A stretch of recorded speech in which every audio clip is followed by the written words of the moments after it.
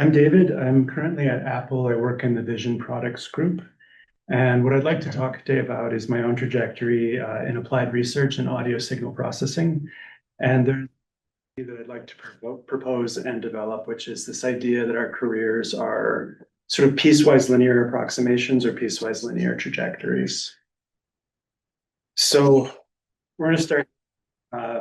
And basically, just the idea is that every roll is one of your line segments, and that every inflection point is one of your new opportunities. So I'm going to share a bit about what I've done in the past and basically use myself as a guinea pig for some emergent themes that I hope might be useful to some of you. So I'm going to move really quickly through my early career, but I wanted to start that I went to Michigan and I focused early in signal processing and acoustics. I also did a degree in piano and composition. I graduated with 223 credits out of 120 that were required. So there's one thing that's it's a little personal to me, and I'll get to this, but Wolverines versus Buffaloes, it's 4-1 all time, slanted towards the Wolverines. But that one was at Michigan Stadium, and the Buffaloes threw a Hail Mary pass as time expired to beat the Wolverines, my very first collegiate game. So Buffaloes will always have a special place in my heart. Maybe not super positive. Okay. So while I was still in Ann Arbor, I worked for a startup called Aardvark, and I was assembly coding reverbs and compressors on a Motorola 56K, and this was not fun, but this was an entry point into the music industry. And I think that is something that folks very often sort of ask, like, hey, what can I do? And one of the things that is a recurrent theme is get in. And get in might not be exactly what you're looking for, but get in. And that leads very directly to what I did right after Ann Arbor, which is that I worked at EMU Systems. And at that point in time, EMU Systems was the hot topic. If you think about Beastie Boys or DJ Shadows, DJ Shadow, entire genres of music defined by a hardware sampler. And EMU System, as opposed to Akai, was a really, really cool sampler because it had this filter topology that could go from an arbitrary filter shape to another arbitrary filter shape. And this was designed by Dave Rossum, who is a heavyweight in our industry. He's still at Universal Audio. And oddly, I was actually going from hardware back to software, which is complete opposite flow that you would normally think. But this was sort of in the dawn of digital audio workstations in the year 2000. And so we were actually pulling out of hardware and into software. Very importantly was the Advanced Technology Center that was literally upstairs from EMU. And there were some very big names here. Dave Rossum was one of them, but Jean-Marc Jot, very famous for his reverberators, and then Jean Laroche, who is a heavyweight in digital filter design. So, really kind of that first stop out of Michigan and getting exposure to some really big names in the field and kind of understanding like what that high bar might be. So moving on from EMU, I was a human compiler at Universal Audio. So this is also in the beginning of digital audio workstation. And Universal Audio is sort of famous for just these wonderful sounding plugins. And those plugins sounded great because they had a ton of compute horsepower. And that compute horsepower was on a GPU. And it had to basically get from Jonathan Abel and Dave Berner's Stanford professors from their MATLAB to C++ reference code down to a GPU. And that was my job. Also not super fun, like not really a research gig. But again, set that high bar. Like we all know what Karma's all about, right? Like they're very, very gifted folks, and Dave and Jonathan are still there. Dave is still the chief of science at Universal Audio. So moving on from Universal Audio, I moved down the California coast to UCSB. I don't know if August is on the call. I actually was August's roommate for a while, or more precisely, I lived in a shipping container behind proper house that August lived in. True story. So there's kind of two notable things at Santa Barbara. The first was my master's thesis. This was co-advised by Curtis and Stephen. Curtis wrote the computer music tutorial, and Stephen is another person like myself who has just bounced back and forth between industry and academia his whole career. I think if you took my music degree from Michigan and my experience at EMU, and if you threw those in a blender, you would get this project.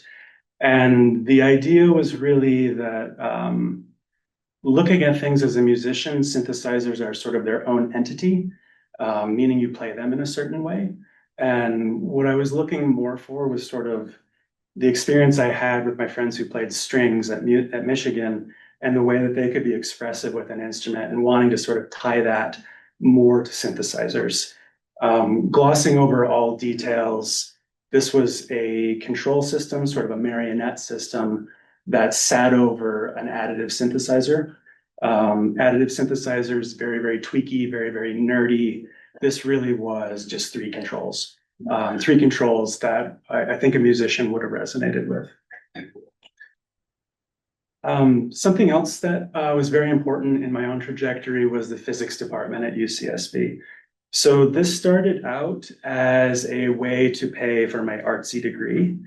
And it sort of morphed into, I became the person who was rewriting these labs. And these labs they were actually used for about 20 years after I left UCSB. So it's something I'm really pumped about. But more the message here is sort of following your nose, because working on this in the myriad of other projects I could have taken on, but choosing to work on this opened other doors for me in the future that were more related to basically what I wanted to do. And I think there is perhaps an authenticity in following your nose and sort of the idea that what you're doing now is going to bootstrap what you do in the future. And I'm going to come to that later in the talk, but I do want to point this one out as like, I think following your nose is kind of a good thing. Yeah. Okay, Sennheiser DSP Research Lab. This was in Palo Alto, is on Page Mill Road, very, very famous road in terms of technology and history of tech. And this really was a huge, huge, huge break for me. And I think this bootstrapped the rest of my career. So what I worked on there, the lab had two main focuses. It had microphone arrays, and then it had binaural synthesis. And the binaural synthesis was really the idea that control rooms in studios cost anywhere between $250,000 and $1 million. They are constantly booked.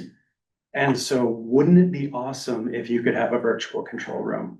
And this is really what we were going after. So it started with head track binaural synthesis. We had these wonderful HD800 headphones. We had very, very fast tracking. And what I worked on there was using singular value decomposition to break apart measured HRTF, and then use sort of that scaled resolution of HRTF as you emulated an impulse response. Yeah. What is HRTF? Head-related transfer function. Yes. We'll actually come to that in a few slides, but it is basically when a wave interacts with your morphology, what happens? One of the other projects that I worked on there was the near field modeling of HRTF, which is on the next slide. I'll tell you more about this. And then really modeling those studio acoustics. How many have exposure to like high-end studio environments? Little bit? Okay. There's a lot that goes into those particular kinds of rooms, and we actually wanted to emulate that with some authenticity. This is also the first time I got into both formal and informal perceptual evaluation. One of the experiments that we had done there was really what is being called transfer plausibility in VR right now. And is this idea is, yes, I can distinguish between a virtual and a real source, but do I care? And we were able to convince a number of people that when you had a visual anchor with loudspeakers, that you could really present a virtual source and have them buy it. And that was something we were really pumped about. The second thing was like really interacting with studio professionals, people who do believe that they can hear the grass grow. And one of the things that, sort of, this is more survey technique, right? This isn't informal discrimination tests. But when you do that, do it blind, because people just, the placebo effect is so, so strong. And when you start taking away those assumptions, you really start getting some very authentic, like, yeah, I'm hearing this, I'm hearing that. And that is something I've used to this day.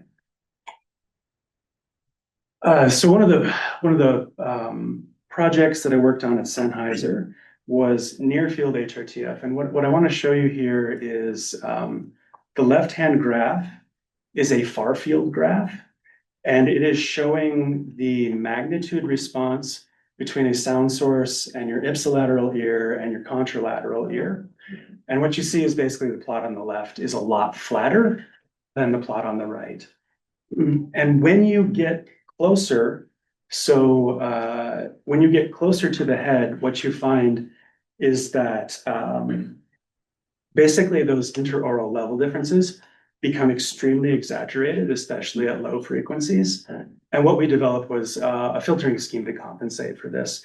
And I think one of the sort of amusing bits there was that we had a sample of a bumblebee, and we flew that sample of a bumblebee in a trajectory towards your head. And I had a number of folks really like swat the headphones. So at least with that anecdote, I felt that it worked. And Grace's timing is absolutely perfect, because Grace was actually an intern in this lab way back in the day. Yeah. I also confided that I was August's roommate, so you're not the only victim. Okay, moving on to my PhD. So my PhD was done at McGill in the Schulich School of Music, but really very much focused on Kermit. And this was actually funded by Sennheiser for this first 2.5 years. So it was really kind of grew out of that work.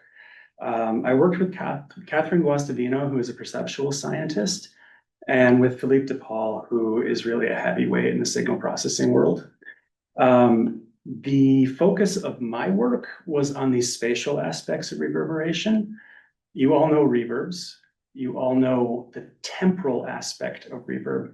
I'm talking about the spatial aspect of reverb. I'll get more to this in a moment. So because it was funded by Sennheiser, it was very much grounded in sound recording technique. So it needed to come out of practice and not be purely theoretical. And I would say that I pushed that about as hard as I could without them thinking it was a science project. But what you're seeing here is 12 cardioid microphones on that aluminum bar that are direct routed up 8 stories through Maddie to those 12 loudspeakers. And the frontal display on this was absolutely phenomenal. You could hear individual hammers on the forte piano. It was even jarring, but I loved it. But the more important part was that in the back of the room was this reverb technique called the Hamasaki square. And you could switch that reverb in and out of your mix and just listen to that instrument pop 2 meters behind that loudspeaker array, which really is in AR, VR. That is our holy grail, and nobody has achieved it in AR, VR systems. It's got something to do with the statistics of your reverb. And this was something, and we did some really like formal perceptual evaluations. I'm not going to nerd out on that too hard, but really the distance perception was one of the special parts of this.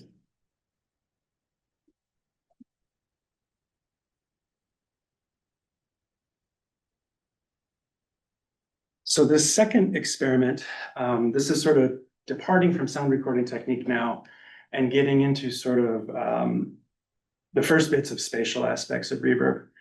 And this was that if you had a room that was all curtains on one side and all concrete on the other side, you sort of know that that's going to sound directionally different. And what we wanted to know is, well, can humans hear that? And if humans can hear it, then we need to model it. So what we did here was we would vary the power coming from different directions here. And then it was a acoustic discrimination test, like, can you hear it? And at what level can you hear it? It turns out that you can hear lateral pretty easily. I think that's maybe not surprising. You really cannot hear frontal very well. You can hear elevation shockingly well, and that seems to be because more energy is sort of bouncing off your shoulders.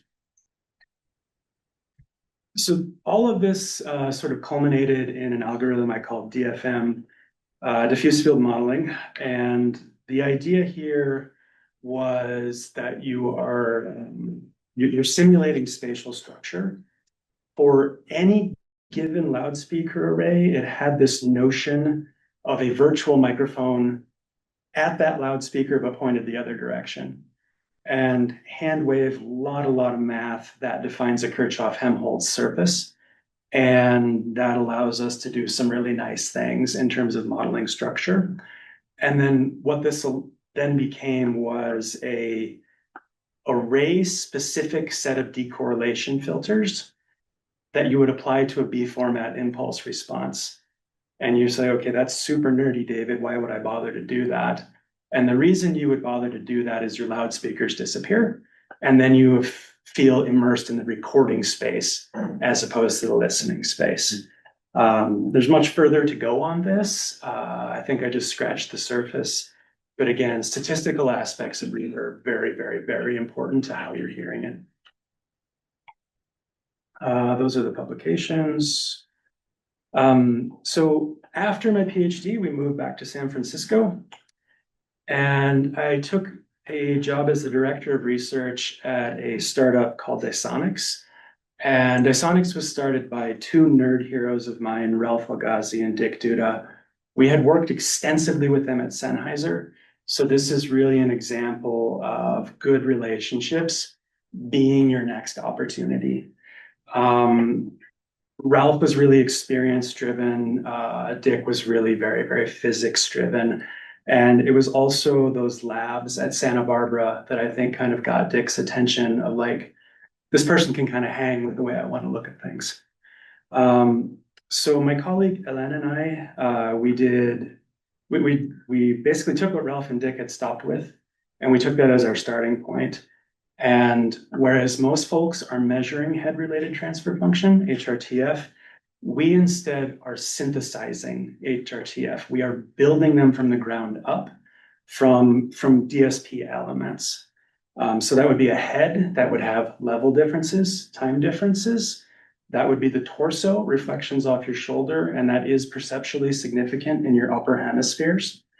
And then pinna, which is usually associated with elevation cues, but increasingly is associated with conciseness and externalization. In virtual displays, we struggle a lot to get from sound sources localized on your cheek, almost like you're on a motorcycle helmet and they're stuck inside your head, to really putting them like back in space. So that's where the pinna modeling really comes in, along with various aspects of the room. And my time at Dysonics concluded in 2019 when I joined Apple. I was very happy to find that this was actually acquired by Google in 2020 and may or may not be the DSP running on Pixel buds. Okay, on to Apple. I do need to clarify one thing, is that I am here today speaking on behalf of myself. I am not speaking on behalf of Apple. However, it is public knowledge that Apple Vision Pro exists, and our marketing department believes that this is our most advanced spatial audio system ever, and they're right. For once. So actually, I want to double click on that right away because at Apple, you have an awesome marketing department. And it is not very frequently that an engineer is getting excited about marketing. But when you are at a company with a bad marketing department, all of your ideas have just clumsy storytelling associated with it. And when you're at Apple, all of your work gets this amazing story on like, hey, mom, this is why you should care about this. Like, it's pretty cool. So I never thought I would be a marketing enthusiast, but I have to say they kind of changed that tune for me. Yeah. Okay, so I cannot talk about any particulars of Apple Vision Pro. I can give you high level about my own experience at Apple. So I was an R&D manager for around 4 years. And I would say that we shipped critical path research. We had an extremely spirited VP, wanted to just go for it. We went for it. We figured out a lot of things in the way. We had to put some band-aids on it that we came back and fixed. But we did ship something that has never existed before, that to the best of our knowledge, no competitor nor any academic lab has matched. Now, after that time, I did return to technical work based on my own interests and passions. Still feel good about that and kind of wading into maybe a little bit of management again. What is it like for an academic to work at Apple? And I think the first thing is that the secrecy is really, really, really, really, really tough. Because you are used to sharing all of your ideas. You can't even share them with another department. Like if you're not disclosed on another project, like you just kind of can't talk about it. There have been a couple data sets that we've published in the last 2 years. There've been a few papers. It's after it ships. It is sort of a safe thing. Core IP is not ever going to be published or disclosed. To the contrary, the internal community is so strong that you feel like you're at a conference every day. And that's pretty sweet. Because basically you're talking to we're world-class peers every single day. So that really is sort of what balances that out. And then in terms of what I'm kind of working on these days is that you can be Apple or Google or Meta, and you got big bucks, and you can get all of the best talent on the planet in one room. Sweet. If they are not all moving in the same direction, it's sort of a who cares. And that is really sort of what mid-senior management starts looking like, is that it is not so much about technically flexing as it is about everybody moving in the right direction. And so a lot of time goes into alignment, and it kind of looks a little bit like teaching sometimes because you have to be so spread in the way that you approach it. Another world-class expert, you're moving fast. Talking to the VP has no idea what you're talking about. And you need to give that person a story on why they should care. So alignment ends up being a very large focus at the large tech companies. Okay. So I'd like to now use myself as a guinea pig and use some of these ideas to sort of explore this piecewise linear analogy. There's a couple emergent themes here as I kind of penciled this all out. And the first one is that your interests are a self-fulfilling prophecy. Hiring panels are going to look at what you've done, and they're going to look for continuity between what you've done and what they need you to do. And at some point in the future, what you're doing now is going to be what you've done. So the work that you're doing now is bootstrapping your future potential. And I think for all of you, even to be in this room, everything that you've done previously got you here. And I mentioned this with the physics labs. I think it's a pretty good idea to be authentic to your personal interests, because if you're not, you're kind of lying to yourself, right? And so if you're being authentic in your personal interests and okay, I'm doing good work, I'm being cool to other people, that's basically going to bootstrap your next opportunity. And in doing that, like you're kind of on resonance, right? Like you're in the place that you want to be. I don't know what that's all. Yeah. Okay, so I said I would use myself as a guinea pig, and I'm going to come through on that. So the filters at Emu, that's really my first example of that, where there were a ton of like purely software projects that frankly were way easier. And I think were way more visible to executives, but I really went after these filters, hardcore DSP, but also the musical aspect of it. Like they're so important artistically that like I just wanted to be close to that fire. Um, and that led directly to the job at Universal Audio. That is what opened that door. And the name brand of Universal Audio is so pervasive in academia and in industry that opened many other doors. I think it was part of opening things at Sennheiser. It certainly was part of opening the Apple door. HRTF, got my feet wet on that, and Sennheiser. That led directly to the Dysonics gig. I can't say if that's relevant at a large fruit company, but there's at least some square brackets on the slide. And it is similar with reverberation that Universal Audio, Dreamverb really had a cult following in terms of being the first modeling reverb. This led to modeling control rooms at Sennheiser. This led to spatial reverberation at McGill. And again, I can't really comment on a large fruit company, but there are square brackets on my slides. Your interests are a self-fulfilling prophecy. The second is that relationships are going to open many, many doors for you. And this is because of sort of some hard truths. And that is that hiring is an absolutely massive risk. It's fairly pervasive that would rather run a team lean, would rather run a team under-resourced rather than hire a jerk. And everybody believes this. And the way that you get around that risk is with a trusted reference, somebody who knows you and says, technical is one aspect, but really plays well with others is most of what we care about. And I'd like to maybe suggest that there is some real life karma happening here, not the Stanford Center, but like really karma.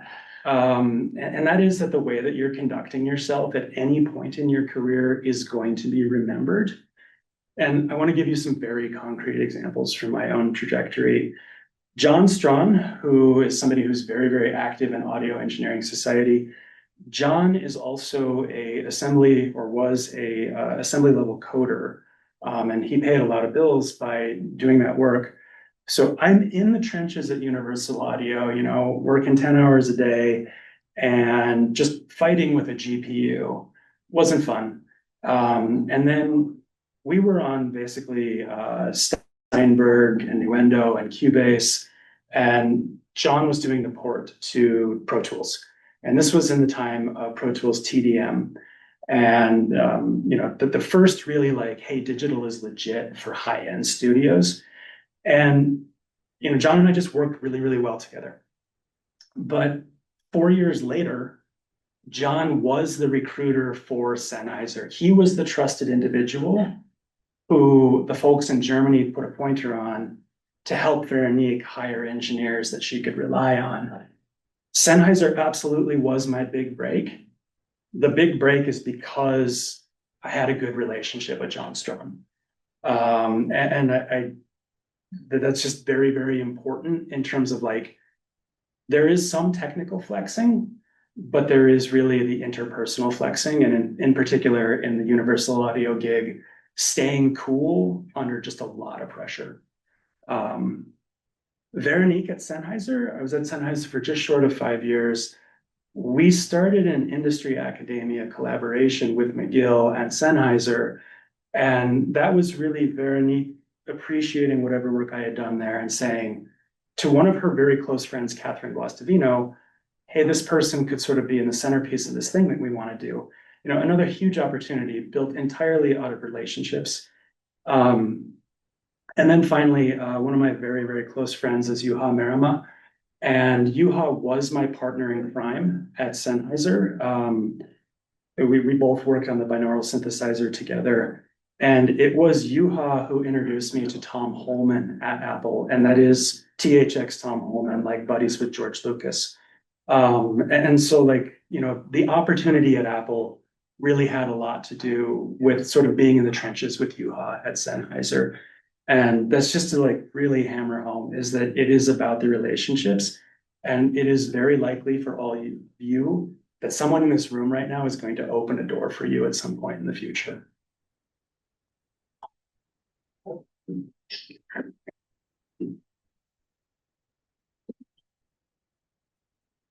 So as I went to my master's, I was in a choir, Santa Cruz Chorale, had a few paid singers. The conductor, Paul, he pulls me aside. He's like, you get weird in your graduate work.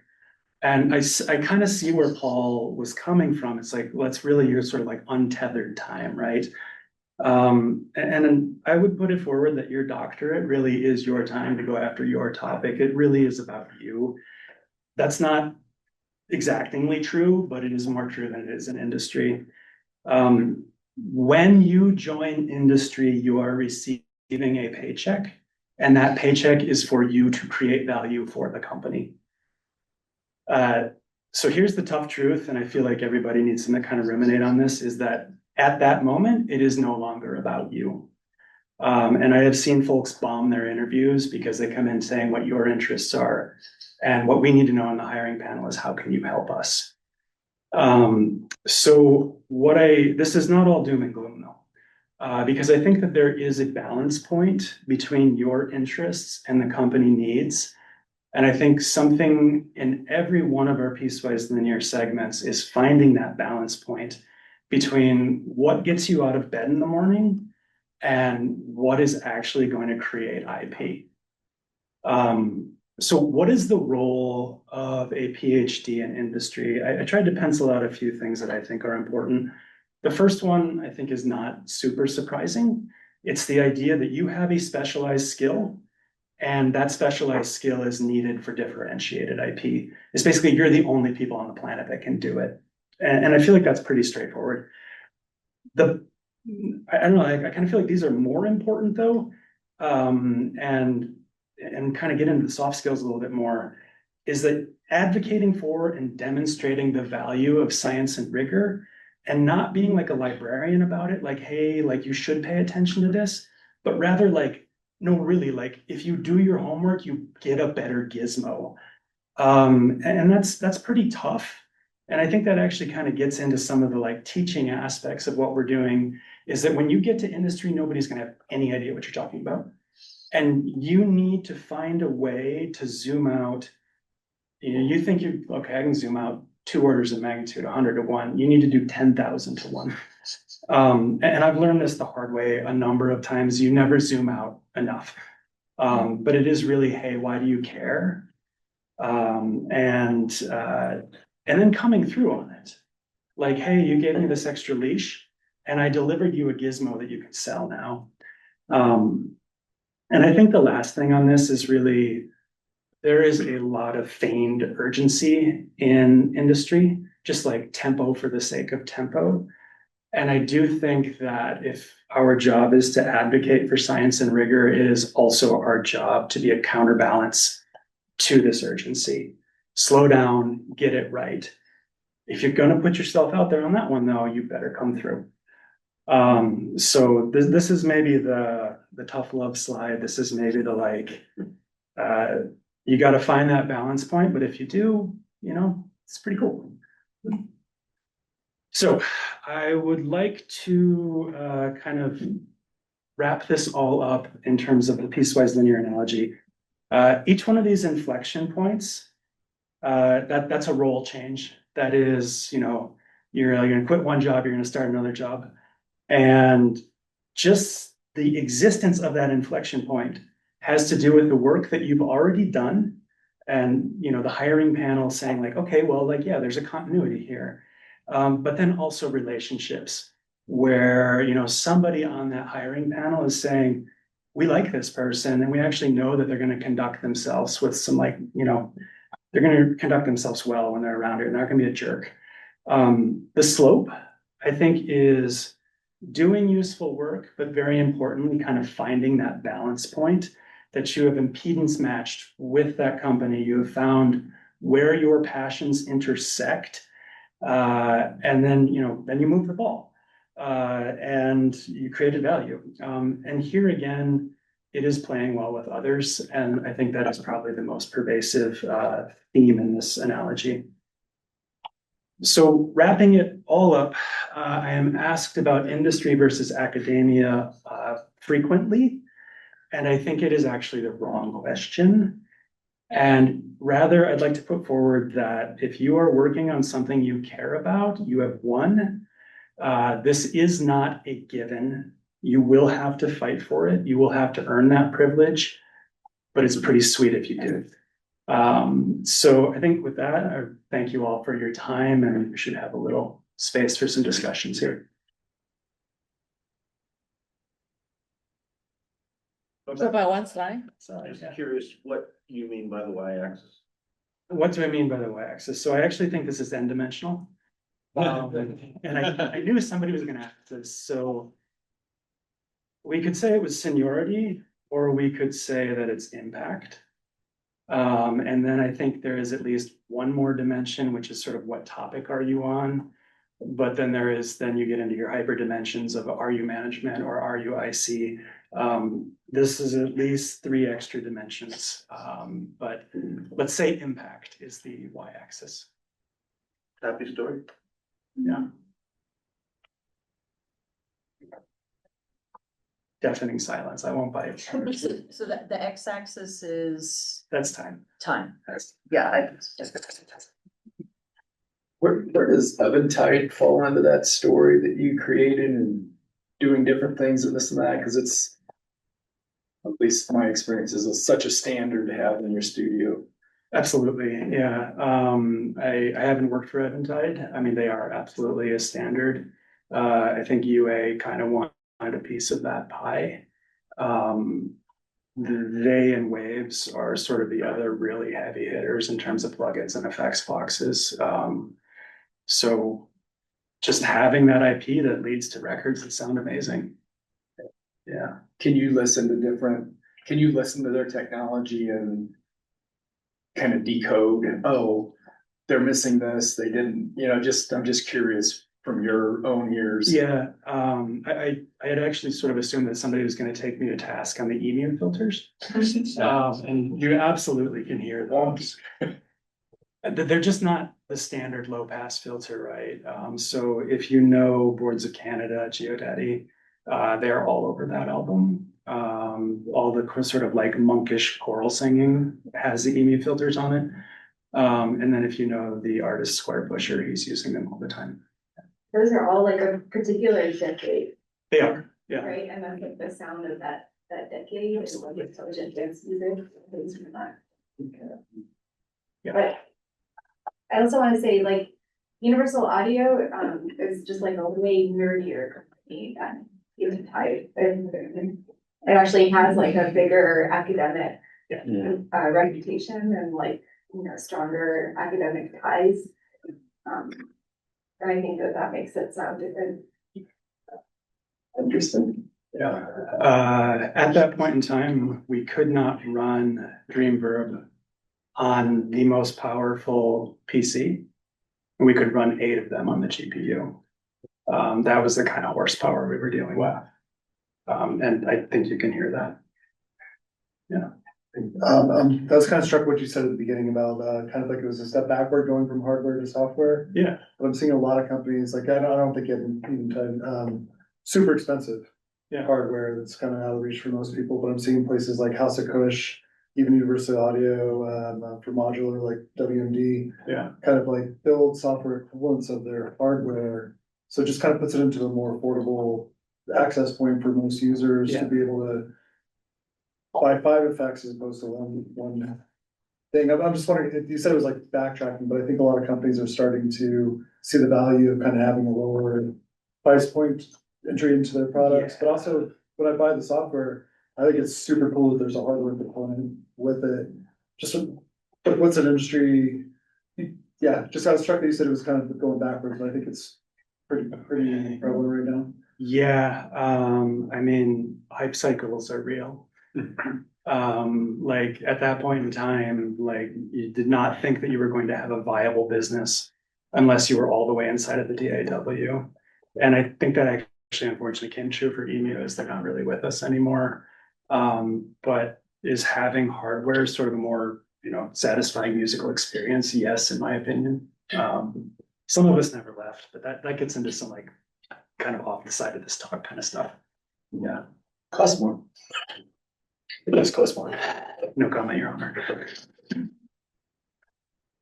You mentioned that internally at Apple that there's like the secrecy or that the departments don't really share with one another. Is there like an incentive ever to be interdisciplinary or collaborative? Is that an option for academics to get involved to almost bring those together, or it's just not part of the? For our black and ultra black projects, no. It's behind two walls of secrecy, and then we'll share it when it ships. Okay. I don't know that I can say a whole lot about that, but they really care about the secrecy. That really is part of our surprise and delight. Mhm. It's a tough pill to swallow, but when you see a capable marketing department tell the story that ought to be told, it starts kind of feeling right. And again, just, the people that I have lunch with on a daily basis are like 1,000 citation authors, right? So like, it's like, I kind of have what I need in that regard. It's not to say there aren't frustrations, but it kind of works out to being okay. Yeah. Go ahead. I mean, just continuing in the same vein, like, so how long have you been at Apple? Just under 7 years. I mean, that's a real amount of time. Like, I've always kind of wondered how people balance that in their personal life. And it's like, sure, you've got, it sounds like these delicious engagements, Yeah. with folks, but then you move into your personal life. What does that feel like? How do you handle that? I shouldn't say on record that there's some bending of the rules, but it's bending of the rules when it's somebody who I really trust and I know it's not going anywhere.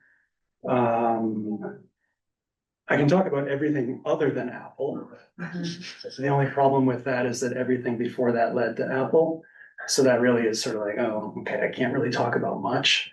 One of the jobs that I'm kind of in right now is just staying current with the literature.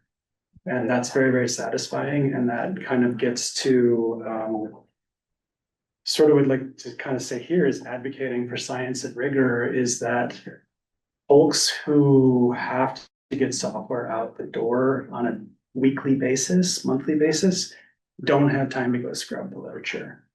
But a few people have that leash. That's sort of one of the ways that it works. What are your favorite journals to scrub? So ResearchGate is amazing. ResearchGate, just because like it basically is giving you Facebook but for research.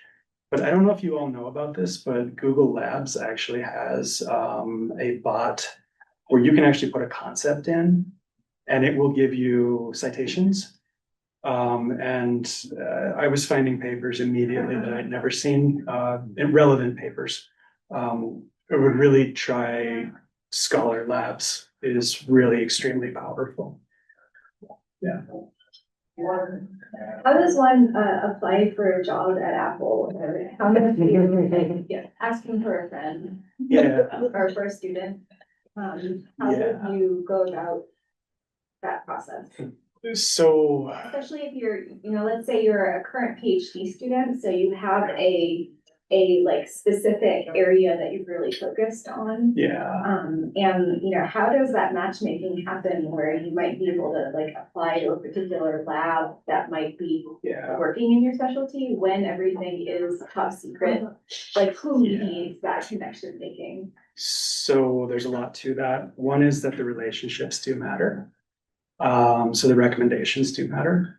The second is that our recruiting does have a very ethical and very fair scrutinizing. And, you know, there's gonna be a lot of resumes on the table. The relationship's gonna put some weight on particular resumes, but, they really do a nice job making sure that everybody gets a chance. You have to start being able to read the Apple job ads because we're trying to share those hooks. Those things that say, hey, like this is kind of the relevance. We have to be really, really careful about it though. The relationship matters because that's also where there can be a little bit of information flow, but this is being recorded, so I can't say more about that. I can stop Is there recording. ever, like, are all job openings public? Yeah. Like Yes. within the university, they have to be by law, I Yes. think, or is there a lot of positions that are filled just by word of mouth and No, it's all, it's all public? Yeah. Okay. Yeah. And then I guess the one thing that I will say about Apple is you have to be able to code, and you have to be able to code in kind of a hardcore language. It really should be C++, not Python. Even for like a manager of a team? So, you're hitting me with like nukes, because like, because my code,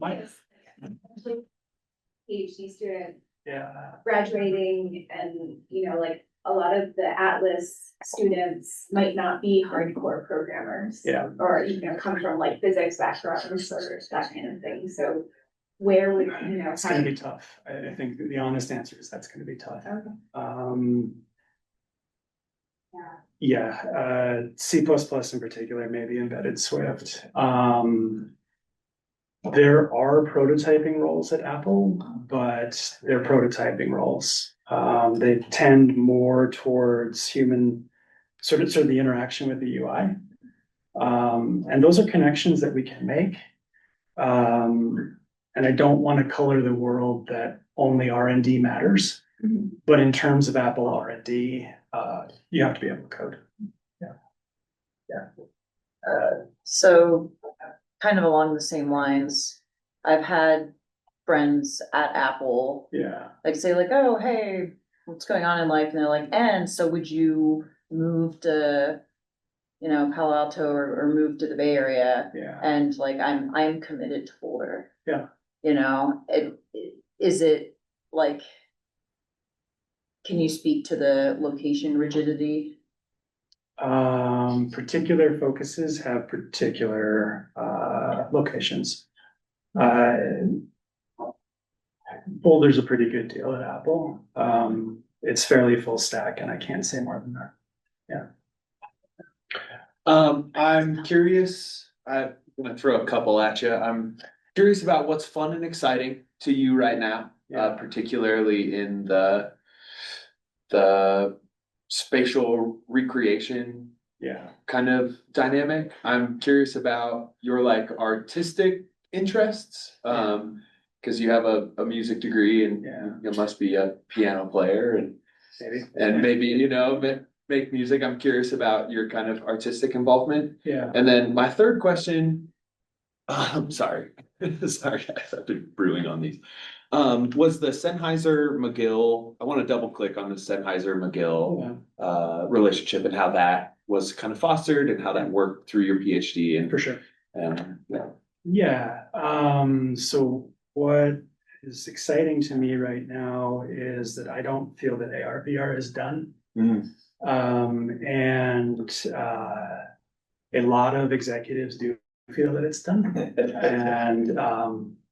And that's not just Apple, and I don't think I'm gonna get in trouble for talking about that.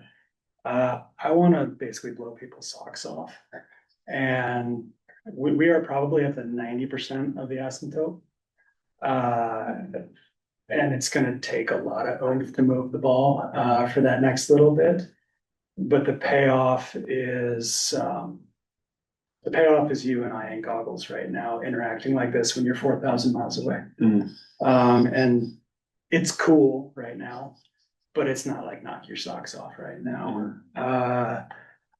Artistically, my writing project is a little frustrated. I'm gonna admit that, but I still worship the ground that Radiohead, and Boards of Canada walk on. So I'm doing stuff in that direction. Cool. Always trying to use my classical piano background, which is an interesting one because what really makes sense in IDM is letting the robots do the work. And I'm not so into that. And what was your third question? McGill and Sennheiser Yeah. and kind of where that was birthed and how it was working at the intersection of Yeah, actually. okay. So McGill is Sennheiser is an extremely conservative company. Like, just imagine the most cautious that you could be and then be more cautious than that. And that's not quite to Sennheiser yet. But they have a sterling reputation of like, they just make good stuff that you can also use as a hammer. And they're protecting that by being not conservative. And the sound recording program at McGill is a ToneMeister program, which they have in Germany, but it's the only one in North America where you're really getting that high a level of sound recording. In practice, it was actually fairly tough because remember from materials like freshman year, like the shearing force between people who are sort of behind a console and the nerds who want to push technology. That is a large shearing force. And just getting those sound recording engineers, for instance, to use this algorithm was pretty tough. One of the most satisfying things that happened in my PhD, though, was George Massenberg, a very, very picky man, jumping up and down that we needed to create a plugin out of my PhD. And that felt pretty good, but Did you do that? that never happened because I moved on to Dysonics. Yeah. If you want to do it, hook you up. Yeah, there's some products on the market that seem to do Yeah. something similar. Cool. Cool. I was just say, does David Channing really have the best ears in the world? I don't know David Chang. Chan. The master, guy that masters it. Is he at McGill? No. Okay. Never mind. I just want to say, I am so excited about the future opportunity of extended reality, especially in health and well-being. And with that, I'm sorry, I have to leave. At 1 minute. I'm on. One other question. So you talked about the difficulty of getting into industry from academia. Yeah. How about the trip back? So if you can't publish, how do you build a reputation that you can get back as a faculty member in academia? Yeah, that is a question. The US Patent Office will eventually publish a great body of work that I am very proud of. And, a director who's interested in that could go look at that. There are some applications out there on the internet that you can find now. Cool. What I have found is that Apple's reputation carries a phenomenal amount of weight, almost to the point of like, hey, that's undeserved. But it really is a very high level of R&D, and that does seem to carry some weight. Yeah, I think that transition back is something that needs to be explored. On that note, thank you. Okay.